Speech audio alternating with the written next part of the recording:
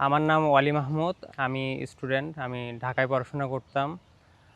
এসএসসির পরে আমি যখন বাসায় আসি, আসার পর ভর্তি পরীক্ষার জন্য আমি পরে আবার রাজশাহী যাওয়া হয়। চাপাই এক্সিম ব্যাংক এগ্রিকালচার ইউনিভার্সিটিতে পড়াশোনা করতেছি। তো যেহেতু আমার বিজনেসটা পুরো মানে সম্পূর্ণটাই এগ্রিকালচারের উপর নির্ভর, তো আমার মনে হয়েছে যে আমার জন্য বেস্ট সাবজেক্ট এগ্রিকালচারটা নেওয়াই বেটার হবে। তো এগুলো পুকুর, এগুলো আব্বুই সবসময় দেখাশোনা করতো আগে। তো মাঝে এসএসসির পরে আব্বু একটু অসুস্থ হয়ে পড়ে, আর আমিও ভর্তি পরীক্ষার জন্য বাইরে ছিলাম। তো ওখান থেকে আব্বু তখন বলে যে আমাকে 1 মাস সময় দাও বা 1 বছর আমার সাথে একটু কাজ করো, আমি এখন অসুস্থ, তো এগুলো একটু দেখাশোনা করো। পরবর্তীতে বাহিরে কোথাও হইলে তুমি পড়াশোনার জন্য আবার চলে যাও। তো আমি যখন এখানে ঢুকি, প্রথমত একটু মনে করেন যে লাগছে যে বাইরের লাইফ, মনে করেন শহরের লাইফ রেখে গ্রামে আসা মানে থাকাটা একটু কঠিন, কারণ আমি ছোটোবেলা থেকে বাইরে। তো পরবর্তীতে যখন এগুলোর সাথে দেখলাম বা সাথে সাথে কাজ করলাম, তখন মনে হলো যে এটার প্রতি একটা আগ্রহ তৈরি হইলো। তো সেক্ষেত্রে মনে হইলো যে পড়াশোনার পাশাপাশি আপনার হলো এই কাজগুলো করা যায় বা করা যায়, শুরু করা যায়। তো সেখান থেকেই আস্তে আস্তে এই মাছগুলোর প্রতি আমার চাষবাস শুরু করা আর কি। তখন থেকে আমি হ্যাচারিতে এখানে পোনা উৎপাদন করা হইতো। তো আমাদের ডাক্তার নেওয়া হইতো। একটা ডাক্তার নেওয়া হইলেও মাসে প্রায় আপনার 30,000 বেতন দেওয়া লাগে। তাই আমি ভাবলাম যে কিছু দেখি মাছের পোনা আমি উৎপাদন করতে পারি কিনা। সেক্ষেত্রে আমি ইউটিউব দেখলাম। পরে এখানে একটা হ্যাচারি আছে, পরিচিত হয় দেখে হ্যাচারিতে যাও কয়েকদিন থাকলাম, যে কীভাবে পোনা উৎপাদন করে। তো তারপরে আস্তে আস্তে শিখতে শিখতে এখন আল্লাহর রহমত যে সব মাছের পোনাই আমি উৎপাদন করি, আর পুকুরে যেটুকু পোনা লাগে আমার হ্যাচারি থেকে আমি উৎপাদন করে সেগুলো দেওয়া পড়ে। তো এখন এগুলো শেখাতে আপনার মনে করেন যে বাইরে থেকে আর পোনা বা তেমন কেনা লাগে না আমাদের। আব্বু যখন চাষ করতো তখন আমাদের বেশিরভাগ বাংলা মাছ চাষ করা হইতো। তা আস্তে আস্তে আমি আসার পরে তো ভাবলাম যে বাংলা মাছের পাশাপাশি যদি ক্যাটফিশ জাতীয় মাছগুলো, এগুলো লাভবান বেশি হওয়া যায়। তো এগুলো আবার কি যে আপনার এগুলো পরিচর্যার উপরে রাখা লাগে, নাহলে আবার মনে হয় শিং মাছে যেমন ভাইরাসের প্রবলেমটা খুব বেশি হয় যত্ন না নিলে। তারপরে ক্যাটফিশ জাতীয় সব মাছগুলোতে এই সমস্যাগুলো আছে।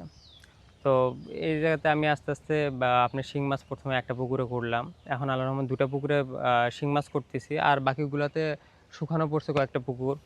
এগুলো আপনার মনে করেন যে আস্তে আস্তে এগুলো তো ক্যাটফিশ জাতীয় মাছগুলো বা ট্যাংরা, তারপর আপনার গোলসা জাতীয় মাছগুলা, এগুলো করার ট্রাই করতেছি। আর এমনিতেই মনে করেন যে বাংলা মাছগুলা চিন্তা ভাবনা করছি যে বাইরে যে কিছু পুকুর আছে যে একদম বড় করার জন্য। এবার ছোট ছোট পুকুরগুলোতে সবগুলো যেগুলো আছে এগুলো একটু আর একটু খনন করে পারগুলা বাদ করে একটু মানে পরিচর্যা করে এখানে জাস্ট ক্যাটফিশ জাতীয় মাছগুলোতে চাষ করার জন্য আর কি। এটা আব্বু ফার্স্ট শুরু করছিল বা বেতারে একটা পুকুর আছে, মসজিদের পুকুর ওটা।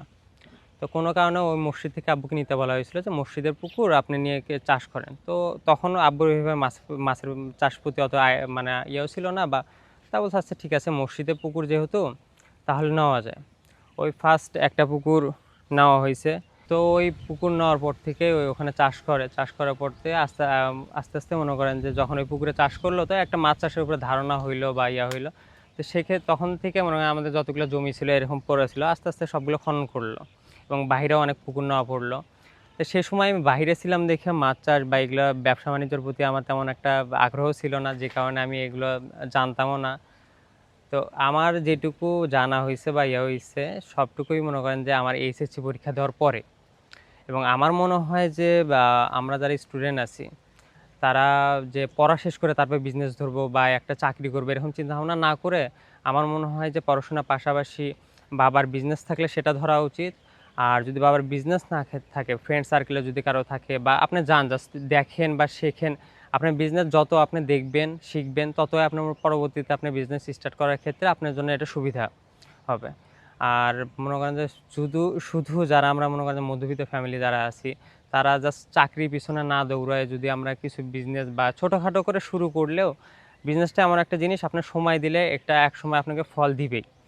আর সবথেকে বড় কথা যে আপনি নিজের মালিক হচ্ছেন, এটা হলো সবথেকে বড় কথা। তো ওইভাবে চাকরির পিছনে যদি আমরা সবাই না দৌড়াই, যদি ছোটোখাটো করে শুরু করি, আমার মনে হয় যে আমাদের যারা বেকার আছে বা আছে এই জিনিসটা আর বেশি হবে না, সবাই যদি উদ্যোক্তা হইতে পারে।